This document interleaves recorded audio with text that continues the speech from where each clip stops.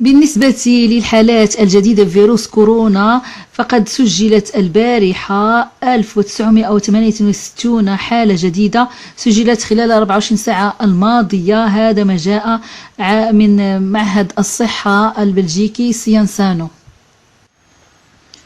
وبحسب معهد سيانسانو فقد بلغ في ليومه الثلاثاء 6 من شهر أكتوبر متوسط عدد الإصابات بفيروس كورونا 2309 حالة يوميا بين 26 سبتمبر والثاني من شهر أكتوبر، بزيادة قدرها 48% عن فترة الأيام السبعة السابقة. وفي المقابل بلغ عدد الإصابات لكل 100,000 نسمة المحسوبة على مدى فترة 14 يوما من 19 سبتمبر إلى 2 أكتوبر 235.9، بزيادة قدرها 76% لبلجيكا بأكملها. ومن جهة أخرى تسبب فيروس كوفيد في وفاة 10,078 شخص في بلجيكا منذ بداية الوباء، وبلغ عدد القتلى اليومي في المتوسط 10.3 في الفترة ما بين 26 سبتمبر و2 أكتوبر. بالنسبة للوفيات أيضا بدأ هناك ارتفاع في حالات الوفيات، حيث سجل 14 حالة وفاة خلال 24 ساعة الماضية. ولا يزال يتم إدخال ما لا يقل عن 81 مريضا بكوفيد-19 في المتوسط كل يوم إلى المستشفيات البلجيكية. وحتى 5 من شهر أكتوبر كان 937 مريضا يعانون من كورونا في المستشفيات البلجيكية، بما في ذلك 195 في العناية المركزة و83 تحت جهاز التنفس الصناعي، مما يدفع مجموعة من المستشفيات البلجيكية التي لم يعد لها طاقة في استقبال هؤلاء المرضى بنقلهم إلى مستشفيات أخرى أكثر سعة لاستقبال هؤلاء المرضى. Un nombre d'hospitalisations en hausse. Comment s'organise-t-on dans les établissements en ce moment? Nous allons rejoindre Sophie Mergen à Charleroi. Se prépare-t-on bel et bien, Sophie, à une nouvelle flambée des cas? Alors clairement, les hôpitaux se préparent et ils se préparent aussi évidemment à se réorganiser. Alors pour l'instant, 10% des lits de soins intensifs sont occupés par des patients Covid au niveau national. On est donc encore dans ce qu'on appelle la phase 0. Mais à partir du moment où 15 à 25% des lits de soins intensifs seront occupés par des patients Covid, et bien là, on passera dans ce qu'on appelle la phase 1A. Le plan d'urgence hospitalier sera activé et à ce moment-là, eh bien, il faudra réfléchir à reporter les interventions les moins urgentes. On pense à la chirurgie de l'obésité, on pense évidemment aussi à la chirurgie plastique. Alors on n'en est pas encore là. Ici au Grand Hôpital de Charleroi, on tient à rassurer. Il faut vraiment inciter les gens à venir à l'hôpital s'ils en éprouvent le besoin. Néanmoins, comme je vous le disais, l'hôpital pense à se réorganiser pour les prochaines semaines et je vous propose d'écouter la direction médicale. Alors on a clairement un plan, on se réunit toutes les semaines, donc on se réunit un peu moins qu'à la période de la première crise, mais on est prêt à augmenter bien sûr, avec toute une série d'experts dans l'hôpital, et chaque jour on est en contact. Moi tous les jours je regarde plusieurs fois les statistiques hospitalières, je regarde ce qui se passe autour, et donc on est prêt à réagir, et on sait très bien ce qu'on va faire au fur et à mesure, et tout le monde est prêt. Si on arrive à une vraie difficulté de pic, on devra, et d'ailleurs on sera obligé, et il y a des critères pour cela, renoncer d'abord à la prise en charge des pathologies les moins urgentes. Voilà, alors ce qu'on veut à tout prix éviter dans les hôpitaux, c'est de tout bloquer comme en mars et en avril. On sait que cela a eu des conséquences catastrophiques, notamment en oncologie pour les cancers ou encore en cardiologie. Donc ça, c'est vraiment un scénario qu'on veut éviter. Néanmoins, si un jour on passe en phase 2, c'est-à-dire si 60% des lits de soins intensifs sont occupés par des patients Covid, eh bien là, il n'y a rien à faire. Il faudra refocaliser les hôpitaux sur le coronavirus et reporter toutes les autres interventions qui peuvent l'être. Mais donc j'insiste, وقد قالت مديرة مؤسسة كندرلاند يوم الثلاثاء إن جميع تلاميذ أقسام الحضانة في مؤسسة كندرلاند الابتدائية في كورتريك وضعوا في الحجر الصحي منذ نهاية الأسبوع الماضي، حيث تم اختبار 2 من الموظفين إيجابيا لكوفيد-19. وعليه قررت المدرسة أيضا إلزامية ارتداء قناع الفم على معلمي رياض الأطفال. وقد قالت المديرة لهذه المدرسة كندرلاند أنه يجب على جميع الأطفال الذين كانوا على اتصال بالموظفين المصابين احترام 7 أيام من الحجر الصحي. وسيتعين على معلمي رياض الأطفال الآن ارتداء قناع الفم. وتضيف: من الواضح أن العدوى بلغت ذروتها في منطقة كورتريك ونريد تماما تجنب الحجر الصحي الثاني. وبعد 7 سنوات في المحاكم من أجل الاعتراف بها، أكدت دولفين الأميرة الجديدة التي اعترف بها مؤخرا من طرف المحاكم كابنة للملك السابق البيغ الثاني الملك بلجيكا. فقد حققت دولفين فوزا بعد 7 سنوات من الصراع والجري في المحاكم من أجل اعتراف ملك بلجيكا السابق ألبرت الثاني بأبوته لها. وقالت أميرة بلجيكا الجديدة دولفين لصحيفة لوسواغ: عندما بدأت كنت في يأس تام، لم أعتقد أبدا أن الأمر سينتهي على هذا النحو، ومع ذلك فقد فازت ابنة الملك ألبرت الثاني غير الشرعية في جميع المجالات اعتراف والدها واللقب الأميري لها ولأطفالها واسم جديد، وحتى الرسوم القانونية التي لا يتعين عليها دفعها. وتقول دولفين: لم أكن أعتقد أنني سأفوز، لكنني اعتقدت أنه سيرغب في التحدث معي في وقت ما. أردت أن يشرح لي بشكل خاص سبب إنكاره أنني ابنته. حاولت إخراج نفسي من هذا الوضع لفترة طويلة، لكن عندما ولدت ابنتي وضعت كل شيء في مكانه.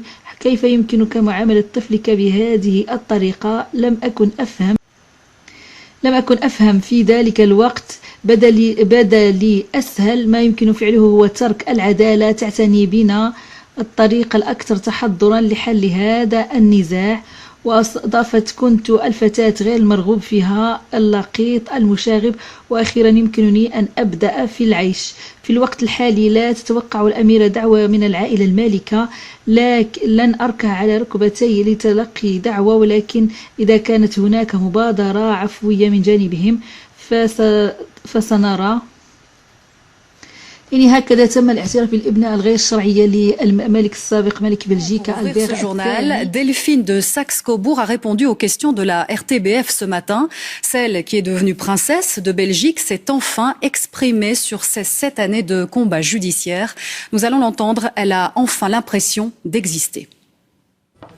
Après 7 ans de procédure judiciaire, Delphine, la fille du roi Albert, se livre pour la toute première fois dans nos studios. Bonjour Delphine de Saxe-Cobourg. Bonjour. Avec son nouveau nom de Saxe-Cobourg, Delphine se sent libérée. J'ai un sentiment vraiment comme si j'ai le droit d'exister. Un grand apaisement parce que j'ai été donc le système judiciaire a dit que j'étais juste et que j'ai le droit d'exister et que tout ça n'était pas de ma faute. Donc là, je suis très heureuse. Longtemps fille cachée du roi, elle aurait tout de même préféré que tout son combat se règle loin des caméras. Faut pas oublier que j'ai essayé de régler le problème pendant des années derrière les murs, en secret avec lui. Mais tout était bloqué. J'étais toujours un peu un mouton noir comme ça, qui dérangeait. Et c'était très désagréable. Hein. Et c'était invivable. Hein. Delphine explique que son existence est dévoilée en 1999 par les opposants à la monarchie, ce qui pour elle est loin d'être anodin. Quand Philippe et Mathilde ont dit qu'ils allaient se marier, les gens qui auraient préféré qu'il y a plus de successeurs, etc., qu'il n'y a plus de famille royale, ils sont venus me chercher. Il y a eu une raison politique derrière vous. Oui. Aujourd'hui, elle est aussi princesse de Belgique, un titre pas si facile à porter si on ajoute son Altesse royale. Là, j'en ai vraiment beaucoup souffert parce que c'est de nouveau essayer de démolir ma personnalité, la personne que je suis. Je n'ai absolument jamais demandé qu'on m'adresse comme son Altesse royale. D'abord, c'est pas du tout, ça me convient pas, c'est pas moi. Et ça m'a vraiment fait mal parce qu'après, c'est sorti dans les journaux et ça a donné une image de moi qui était totalement fausse. C'est juste être pareil que mon frère et ma sœur. Nom, titre et bientôt sa part d'héritage. Ici encore, Delphine insiste, elle veut juste être traitée comme les autres. Je veux juste être clair que Jacques Boel était bien et est bien plus riche que la famille royale, que j'étais enfant unique avec Jacques Boel. Donc, est-ce que vous allez prendre l'argent d'Albert II, entre guillemets? J'ai dit que je voulais juste la même chose que mon frère et ma sœur. Delphine, qui n'a plus de contact avec son père, le roi Albert, depuis bientôt 20 ans, n'est pas encore prête à lui pardonner. J'ai besoin d'un peu guérir. J'ai besoin d'un peu de temps. Son combat judiciaire, elle le mène donc aussi pour les autres enfants nés hors mariage. يعني بالنسبة للوزير الهجرة الجديد سامي مهدي الذي هو من أصول عربية، أبوه عراقي وأمه فلامانية، فقد أكد يوم الأحد في حوار له أنه أول عمل سوف يعمله هو أنه سوف يعمل على إرجاع الأشخاص المقيمين غير قانونيين ببلجيكا الذين قد انتهت جميع يعني محاولاتهم للبقاء هنا ببلجيكا. سوف يحجزون في مراكز مغلقة، سوف تكون هناك مراكز مغلقة إضافية لحجز هؤلاء الأشخاص بهدف ترحيلهم من بلجيكا وإعادتهم إلى بلادهم. وقد أكد سامي مهدي أنه سيكون هناك مراكز مغلقة لاحتجاز الأشخاص الذين تم إخبارهم في نهاية الإجراء بأنهم لا يستطيعون البقاء في بلجيكا وضمان طردهم من البلاد عبر هذه المراكز. وأضاف وزير الهجرة واللجوء الجديد: سأقود سياسة جيدة وحازمة ولكن إنسانية أيضا. ويريد الوزير بشكل أساسي التركيز على قضية العودة، يعني إعادة الأشخاص إلى بلادهم الذين لم يبقى لهم أي حل قانوني هنا ببلجيكا، لأن أرقام العودة كما يقول بحاجة إلى التحسين، في حين سيتم تقديم الدعم للأشخاص العائدين بالتعاون مع المدن والبلدان. بالإضافة إلى ذلك يجب أن يكون الإجراء أقصر بحسب ما ذكر. وأشار قائلا: إذا كان الأشخاص الذين يتقدمون بطلبات لجوء يضطرون أحيانا إلى الانتظار لمدة عام أو عامين للحصول على رد، فسوف ينتهي بك الأمر بعدم رؤيتهم يغادرون. وفيما يتعلق بالمسألة الحساسة المتمثلة في الزيارات المنزلية، شدد سامي مهدي وزير الدولة لشؤون اللجوء والهجرة على أنه سيتخذ جميع المبادرات القانونية اللازمة لاتخاذ إجراءات ضد أولئك الذين يرفضون بوضوح التعاون في عملية العودة. يعني هو يؤكد على أنه سوف يركز على إعادة الأشخاص المقيمين غير شرعيين هنا ببلجيكا إذا انتهت بهم جميع الأمور الإدارية للبقاء هنا، سوف يعمل على إعادتهم. يعني هذا هو أول قرار بإنشاء مراكز مغلقة لحجز هؤلاء الأشخاص في حين ترحيلهم من بلجيكا. وبسبب تفشي فيروس كورونا وزيادة الإصابات بالفيروس، قررت بلدية مولمبيك اتخاذ تدابير جديدة لمكافحة انتشار الفيروس، من بينها الحد من الحضور في حفلات الزفاف والجنازات والمسابقات الرياضية الداخلية بدون متفرجين. فعلى وجه الخصوص تم اتخاذ قرار لقصر مراسم الزفاف على العروس والعريس ووالدي العروس والعريس والشهود. بالنسبة للدفن يقتصر الحضور في المقبرة على 15 شخصا. في مواجهة الطبيعة الضيقة للعديد من الوحدات السكنية على أراضي البلدية، ستوفر البلدية مجانا غرفة تسمح للعائلات بتلقي التعازي مع احترام المسافات المطلوبة، وذلك لمدة يوم أو 2 أو 3 أيام. وبالنظر إلى الشكوك القوية حول تطوير المراكز الرياضية، يجب إجراء جميع المسابقات الداخلية بدون متفرج. لن تكون غرف التغيير في متناول الأندية الزائرة إلا إذا كانت تقع على بعد أكثر من 10 كيلومترات من المدينة.